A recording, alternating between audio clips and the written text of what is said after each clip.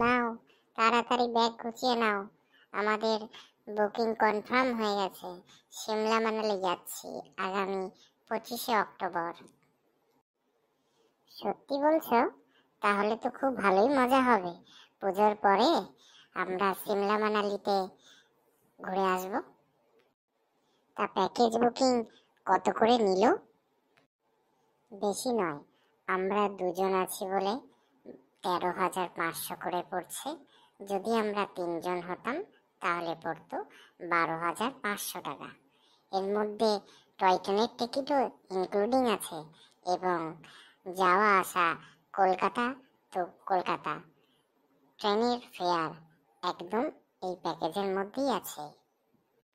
এই প্যাকেজের মধ্যে কি আমাদের খাবারও ইনক্লুডিং আছে? হ্যাঁ, এই প্যাকেজের মধ্যে খাবার, গাড়ি, হোটেল, টিকিট সমস্ত কিছু ইনক্লুডিং আছে।